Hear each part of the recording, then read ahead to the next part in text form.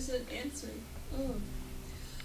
So today, inspirational reading, I have taken from the Revealing Word because, well, it's a dictionary of metaphysical terms, and it's much more than that. It's deep, beautiful meanings. So, fear. How to overcome fear. Fear is cast out by perfect love. To know divine love is to be selfless, and to be selfless is to be without fear. The God-conscious person is filled with quietness and confidence. And love. Love is the great harmonizer and healer. Whoever calls on God as the Holy Spirit for healing is calling on divine love. Divine love will bring your own to you, adjust all misunderstandings, and make your life and affairs healthy, happy, harmonious, and free. Love, therefore, is the fulfillment of the law. From the Holy Bible, Romans 3:10.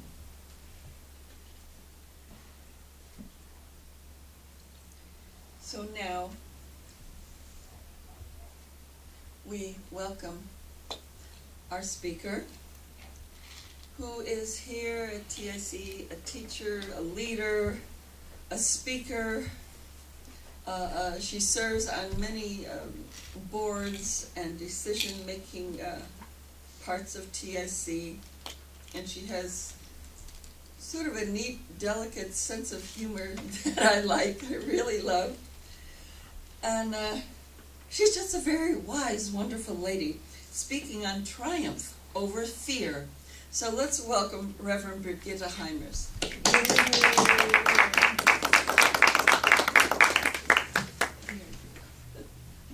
do love your sense of humor. Well, thank you, Elaine. I brought all of those books that you just quoted also, because they are pertinent this morning. Triumph over fear. The Bible tells us, quote, "Fear not, for I am with you. Be not dismayed, for I am your God," end of quote. And this comes from Isaiah 41:10. Now, for a moment, let us ask the question, have we always followed that wisdom? No. I would guess the answer is no.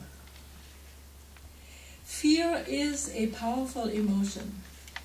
It can keep the best of us from realizing our gifts and talents.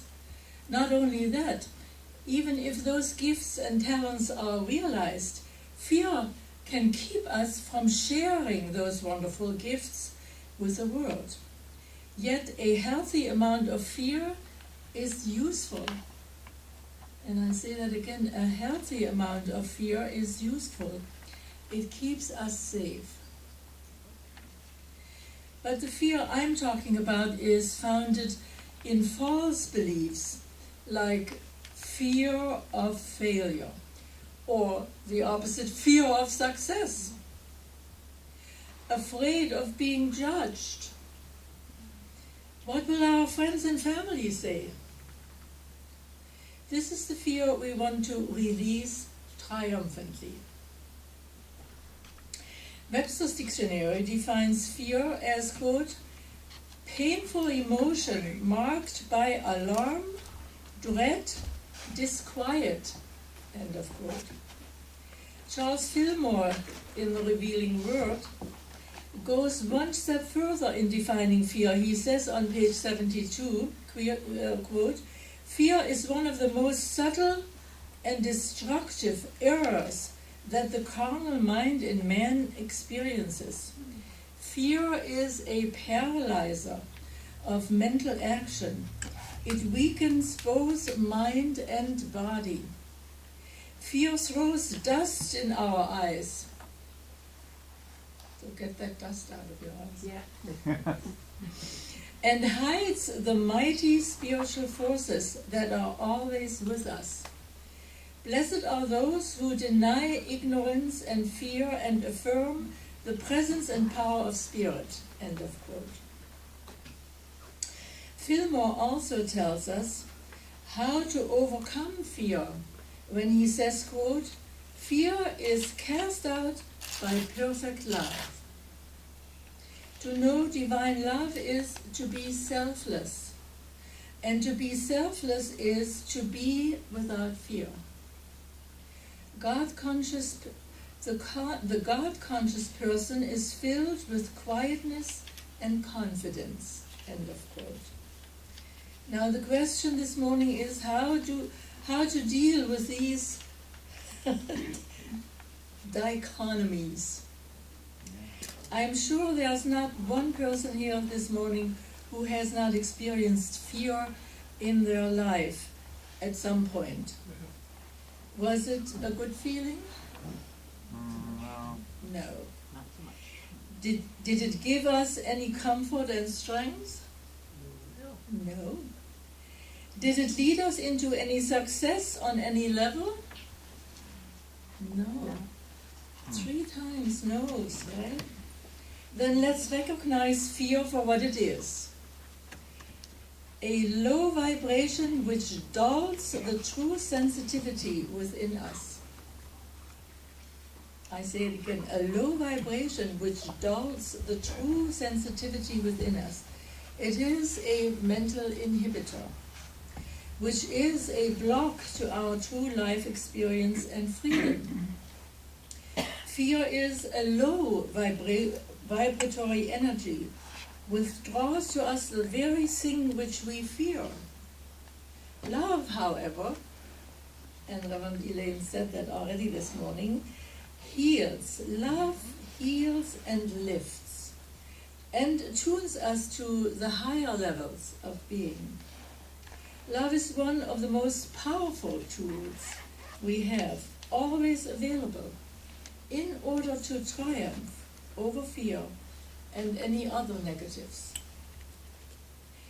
I remember that as a child, I was fearful of going down into the basement. You know, in Germany, there are cellars in the basement, and of every home, and people store their canned foods, they store their potatoes for the winter, and all these things. So when my mother needed, let's say, a glass of green beans or peas or a glass of fruit for dessert, she would ask one of us children to fetch it. Even though there were light switches every place going down into that basement, I still was afraid to go down there by myself, for fear of the bogeyman. So guess what I did? I have an 8-year younger brother.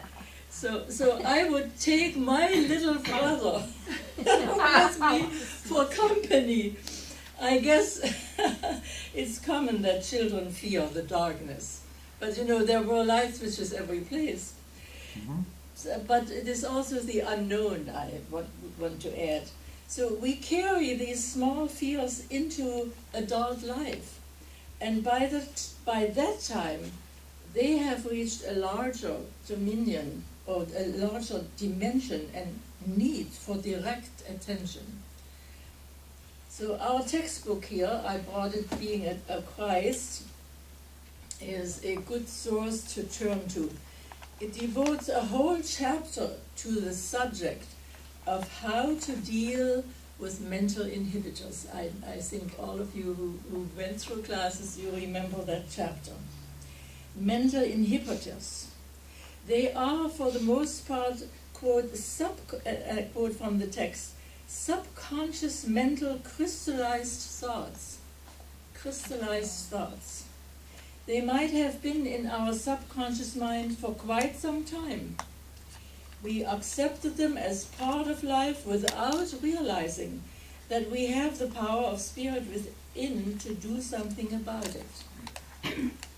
But in the long run, we must re-educate ourselves into greater consciousness and perfection, and thereby dissolve each and every mental inhibitor with corresponding truth ideas from the Christ consciousness. Quote, if we wish to heal a negative human experience, we must first heal the corresponding error beliefs in the subconscious mind. This can be done through regular deep meditation, spiritual mind treatment, which is prayer, and mental discipline. So that was on page 156 if you want to read it in the text. Then chapter 9, in the second part, not only provides us with an illustration of these truth concepts, it also handles each inhibitor in a little paragraph for better understanding. So I'm sure you recall that from our textbook. When I first studied this chapter, when I first came to TIC in the 60s, I made 3x5 cards with these affirmations, because every mental inhibitor ends with an affirmation, and I made cards of them. And on the one side, I wrote the name of the mental inhibitor. And on the other side, I wrote the corresponding Christ idea and the affirmation. And then I carried these cards in my purse for daily reference, because you can't remember everything in your head. At least I wasn't able at that time. So, for instance, fear of exposure, embarrassment, shame boils down to a form of self-judgment, which is a large inhibitor of true self-expression. I quote from page 143 in the text. Quote, we can be set free of this through knowing that we are responsible to no one outside of ourselves. We are responsible to no one outside of ourselves. We are responsible to God alone through our inner selves. For our actions, our progress and our accomplishments, God always sees us as expressing perfectly in our own unique way, end of quote. The corresponding truth idea is on the same page. Honesty, sincerity, naturalness. And the affirmation reads, and I quote, I accept myself the way I am. I boldly express myself the way I am, for I am the perfection of God in human form. I am perfect for me for now. I am perfect for me for now. Would you like to say this with me together this morning? I am perfect for me for now. That's a wonderful sentence. For now. Because if I'm getting greater understanding, it might be different another day. So when we triumph over fear, we triumph over any other adversities in life as well. For we take one step at a time, always being attuned to the guidance from our own inner Christ connection. So let us not forget, we are all living in the one mind, and we attract to ourselves that which we hold in our minds. So it behooves us to check during the day, what are we focusing on? Even subconsciously, what are we dealing with? It is sometimes something that we maybe would like to just disregard. So if our intent is to love and express love, we will tend to attract the aid of Christ and loved ones of the higher levels of vibration. Whatever we think is, I believe, what we attract into our lives. So sometimes we discover much later that a certain fear we healed earlier is still with us. That happened to me when, as a child, I was fearful of fire. Because during the war, our city Dessau was bombed many times during the night. So we had to get dressed quickly. We had to go down into the basement. There was a special section, that was fortified, and the whole, all the families, we were 4 families in one house, would quickly dress and be down there, and we call that Luftschutzkeller, or it meant the fortified part of the basement. And so the next morning was still oftentimes very upsetting, because on the way to school we could see houses destroyed, some still burning, out of control. And it was a difficult time, I want to share. I healed my fear then by calling on God. I always called on God when I saw these things. So much later, when I already lived here in San Diego, it was the year 1969, when we had this terrible fire in the back country late in summer. I'm sure those of you who lived here remember that. It started in Hamul and Campo, and because of strong winds, it spread rapidly, causing the whole sky to turn dark. I'm sure some of you remember that particular situation.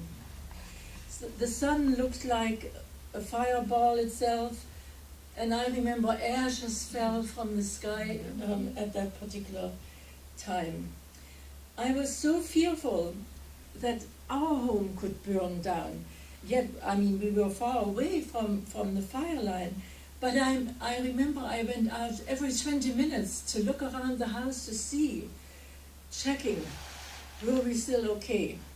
So I realized then that more healing needed to be done, because deep in my heart, I still carried the memory of so many years ago in Germany during the war.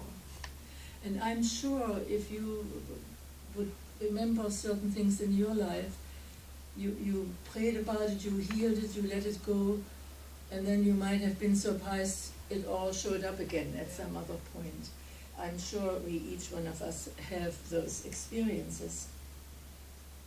And early this year, during the recent mudslides up north, we all saw on television the terrible destruction in these parts of the country. People were interviewed, and especially in the faces of the elderly, I could sense a certain intensity of fear, which might have been caused through memory of earlier floods, or the fear when they were allowed to come back to their houses. What did they find? So these things are going on. It was not just for me a memory from the past in wartime. Another fear is fear of failure and disappointment. Fear of failure and disappointment. I still remember my time as a professor at the University of San Diego, at the time of midterms or final examinations. Many students were walking around with fear in their hearts. I could feel that as they went into these exams. I could see it in their faces. And, they often developed the appearance of cold-related illnesses just about that time. Nobody before had any cold in my class, but at that time they all had some sniffles. So I prayed a lot right then for each and every one of the students to release any fear and thereby let go of other limiting thoughts that might have inhibited their mental capacity to think and to reason in order to find correct answers. They all studied, I knew that. And especially those students who were in a language class like German, they studied, I know that. But I could still see that fear in their faces. So who determines triumph over fear? It's up to me. Yeah. It's up to you. All of God's gifts are already present, and we are the means through which they express on earth. So the question is, are we willing to accept the gifts of love, of peace, joy, abundance, health? Do we have the courage to release limiting thought forms and habit patterns such as fear or anger or whatever some of those other mental inhibitors are, and be the light that we really are? That we really are. We are the light. We read that in many different places. So as we say yes to this divine mandate, we are an instrument of the Most High, and heaven comes to earth as our consciousness. It's up to us to triumph over fear. Since God is our life, so every divine gift, quality, and attribute is already an activity of our consciousness. Through the intention of our heart, we allow them to be activated in our life. Joyously, we can release old ideas about ourselves, about the past. We accept divine consciousness, and we are privileged to anchor heaven on earth. So it's up to us to let us say yes to triumph over fear. And as an aside, this morning as I was driving here, I was again thinking about my title, Triumph Over Fear. Triumph, the word triumph can be used as a noun, but it can also be used as a verb. So that triumph over fear can be both, right? But the one part, if we concentrate on the verb, that's up to us. So let's all do it. Thank you.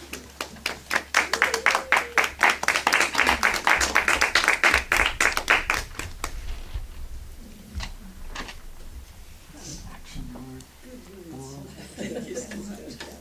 Oh, wonderful. Thank you so much. To modify. And